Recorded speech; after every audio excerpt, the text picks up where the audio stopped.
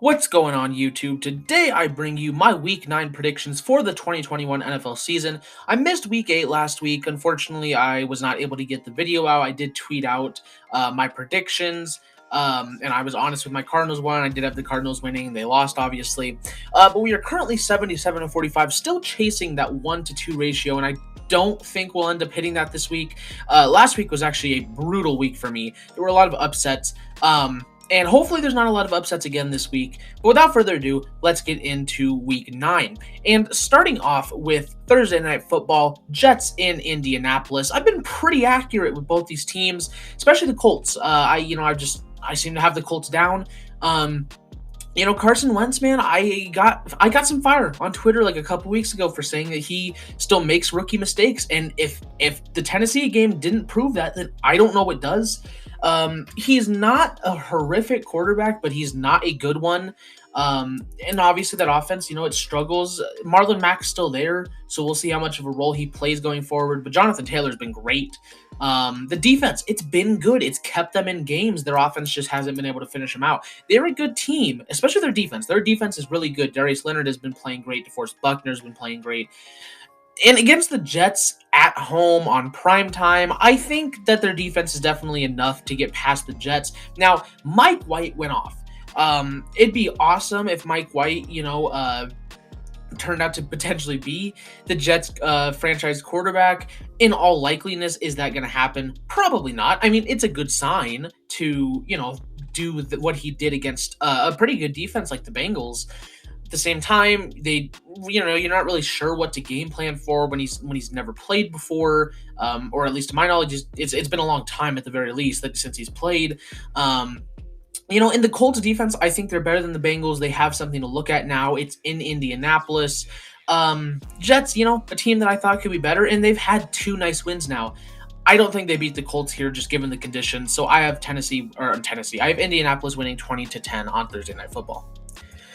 Then we have the Raiders in New York, and I have the Raiders pulling this one out pretty easily. Coming off their bye, they're refreshed. I expect this team to pick up where they left.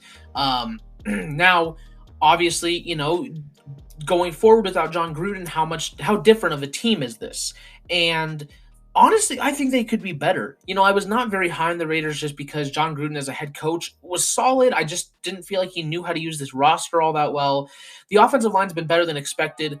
Colton Miller has been one of the best pass protectors in football this year. The main strength, obviously, being the defense. If you look at that defense, Max Crosby is legitimately in the Defensive Player of the Year conversation. Yannick Ngakoue has been great across from him. Casey Hayward has been one of the best corners in football this year. Nate Hobbs has been a fantastic UDFA. This team's just it's doing really good. Obviously, 5-2. You're coming off the bye, and I think they improved to 6-2. The Giants, not a very good team. They struggle on pretty much every level. Daniel Jones either comes out and looks great or he looks garbage, and I think this is a game where he looks pretty garbage. And the Giants are really going to start looking at, is he their future? Not fair, because he does have to go up against a good defense here, but I think in New York, Vegas pulls off the win. I don't know why it's only 3 points. I feel like they should be a bit more favorites than that, but I do think the Raiders improve upon the record. 3-14, definitely better than what I predicted, so I have the Raiders winning here. Then we have the Falcons in New Orleans, and what a great win for the Saints. I mean, if you can beat the Buccaneers, you can beat anyone. The thing with the Saints is that they are so volatile.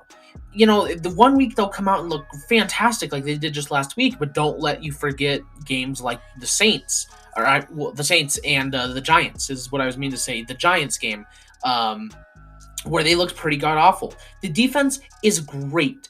They don't have any of those, big playmakers, but they have guys that step up in every game, which is great, obviously. Marshawn Lattimore's probably having his best year of his career so far. Demario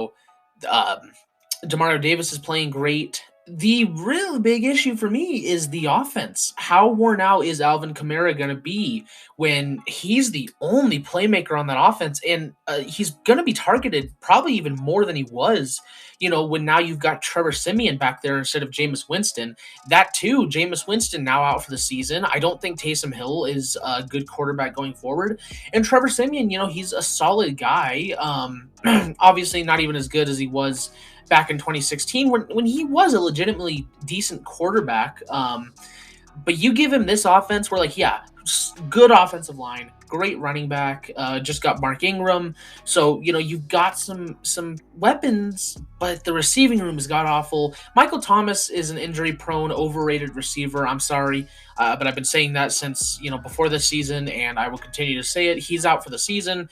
I think this game, they're running like Kevin White and Chris Hogan as their top two guys. So it's just like, that's kind of concerning. All in all, do I think those offensive limitations, especially if you're looking at like this week in specific, do I think that matters against the Falcons? Not really. If you take the two, I mean, the obvious strength of the Saints right now being the defense, the obvious strength of the Falcons being the offense, it'll be a good game on that front. But I think the Saints defense can outplay the Falcons offense for sure. And if you're taking the Saints offense versus the Falcons defense, again, Falcons defense just so bad. I mean, I don't know if the offensive injuries and stuff really don't matter all that much right now. I think Sean Payton's a fantastic head coach. He always knows what to do with quarterbacks that aren't Drew Brees, and he always was great even when Drew Brees was his quarterback. And so I think in New Orleans, you're coming off a great win like that. Even with the injuries, I think the Saints keep their hot streak going against a division rival here in New Orleans. Then we have the Bills in Jacksonville, and this is gonna be an absolute beatdown. I mean, I shouldn't have to explain this one too much. Jaguars have been pretty sucky. For some reason, a lot of people thought he was gonna kind of like explode against Trevor Lawrence was gonna like explode against the Seahawks and would become like this respected athlete out of nowhere, and I didn't think that would happen, and they put up a pretty poor performance. Do I think the Bills defense is better than the Seahawks? Absolutely. Bills defense also unarguably better than the Jaguars offense, who made no moves at the trade deadline. I thought they might trade for a receiver and did not. Bills just better on every single category. Even in Jacksonville, maybe you get a touchdown. I'm predicting 3 field goals here from Matthew Wright. Bills wipe the floor with Jacksonville in this one. Then we have the Browns in Cincinnati. And Cincinnati, I mean, coming off a bit of a bad loss. Mike White tore you up. That's not good. You have the Browns who are certainly a better team than the Jets. It's in Cincinnati this game, but Browns also, just not been too good recently. And I don't know. I think if you take the two teams, the Bengals are still a better team to me right now. I think that the Browns will make it a competitive game. I have it as a one-score game here, and I've been pretty split on both these teams so far. Bengals certainly better than what I thought I thought they'd be, and the Browns not quite as good as I thought they'd be. So middle ground, it's really equal to me, but just being the fact that it's in Cincinnati, Odell Beckham kind of asking to leave and stuff. I mean, he's still someone that you're going to have to target, and I do think, that Rashard Higgins or Donovan Peoples-Jones isn't as much of an attention drawer as Odell.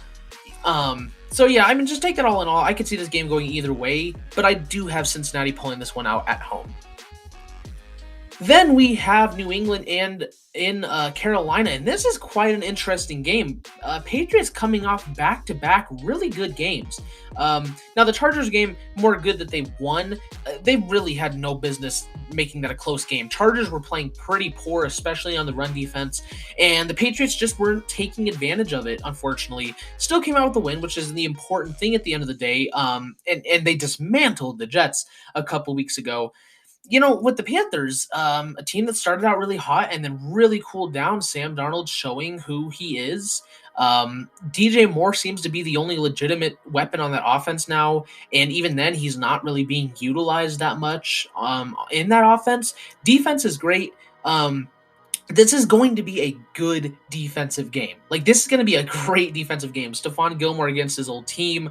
Take better than that. It's really hard to decide, but that's why it really comes down to me on, am I taking the Patriots on offense or the Panthers on offense? And I thought about it and said, yeah, the Patriots don't have quite the playmakers, but I trust the Patriots more. Like, Mac Jones might not put up 300 yards, but he's not going to throw 3 interceptions, And so I think when you're going to be in a close defensive game like this, unless Mac Jones does go off, you're going to be in a close defensive game like this, and I trust the Patriots more with the ball in that case, and so I am going to take the Patriots, not covering, but winning here in Carolina and continuing their hot streak.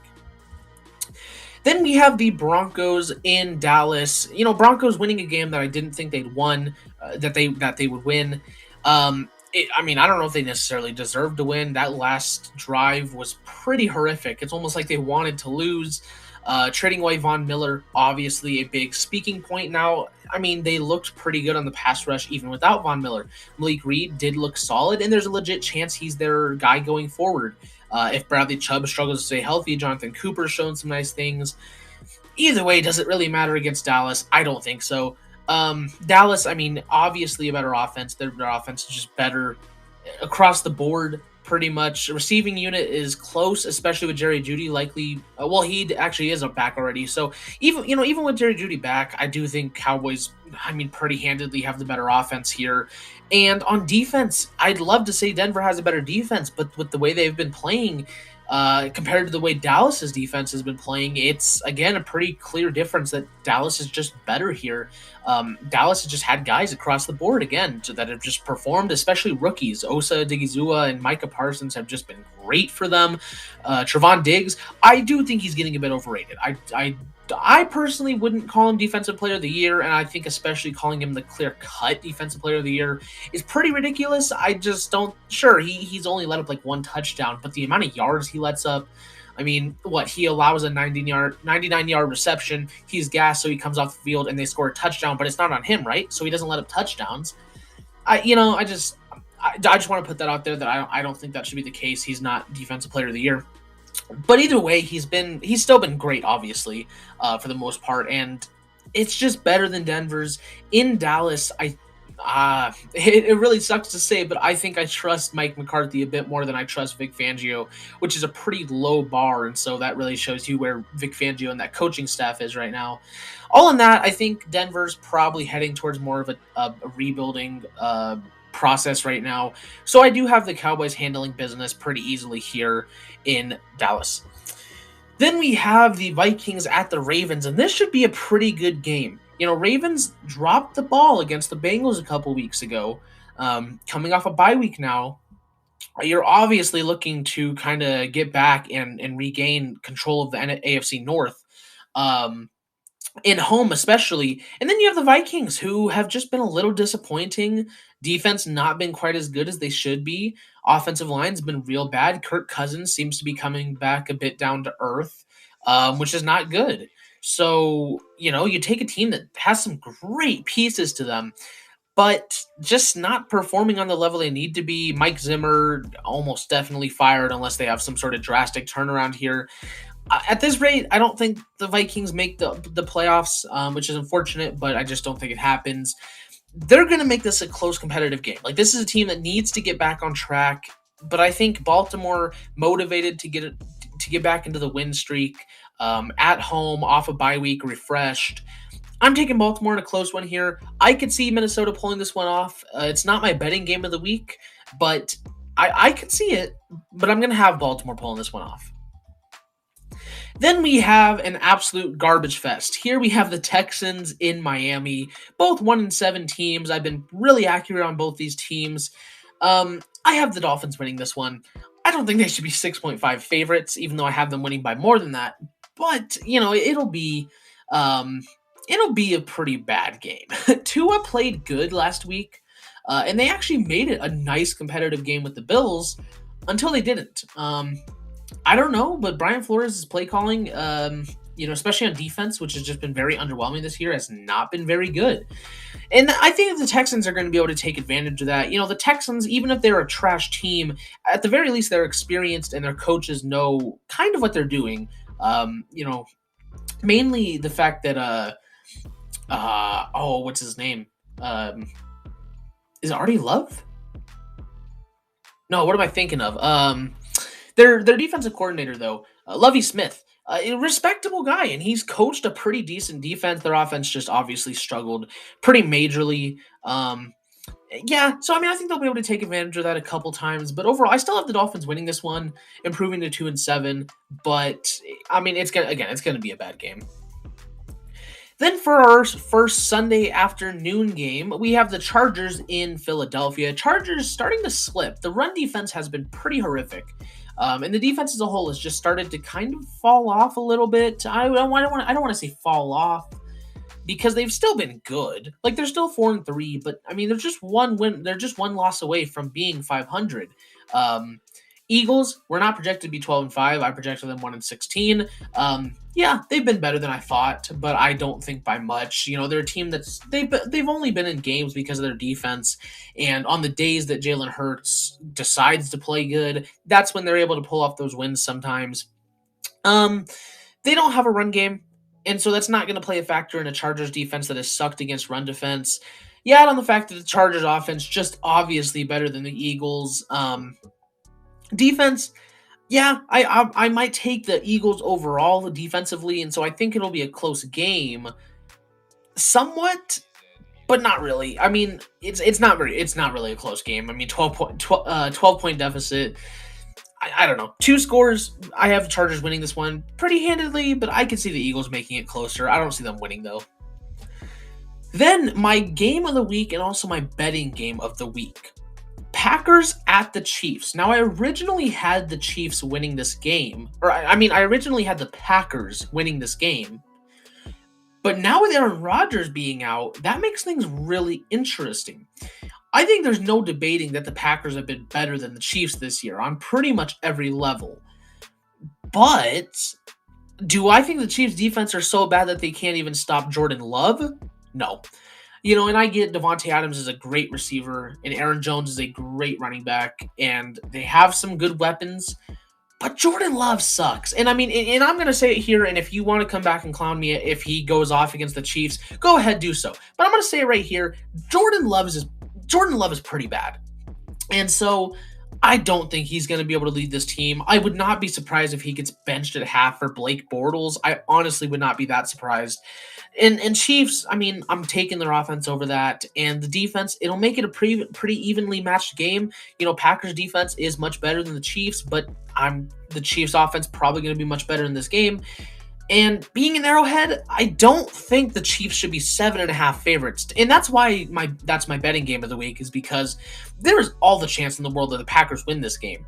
And I mean, I think 7.5 odds, you know, take a chance on that. Even if you just lay down a bit of money, you're making a decent payout there.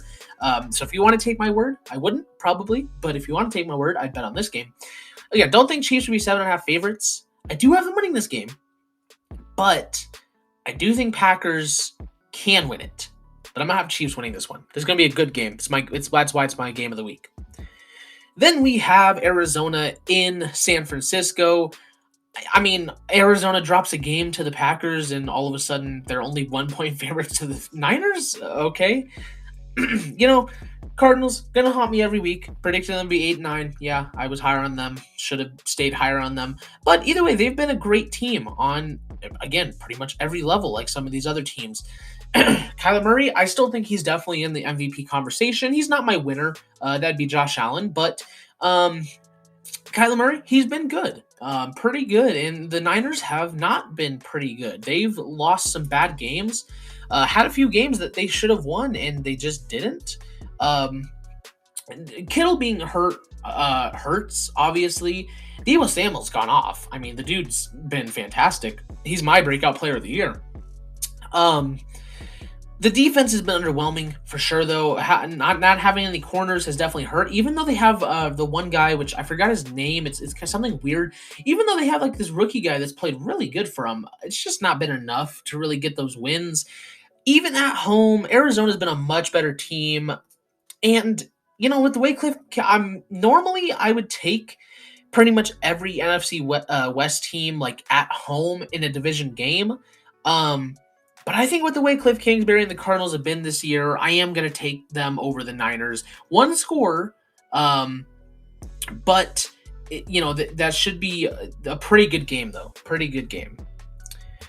Then we have the Titans at the Rams on Sunday Night Football. This would be a much closer game if the Titans had Derrick Henry. I love Adrian Peterson. He's not going to come in and help them win this game.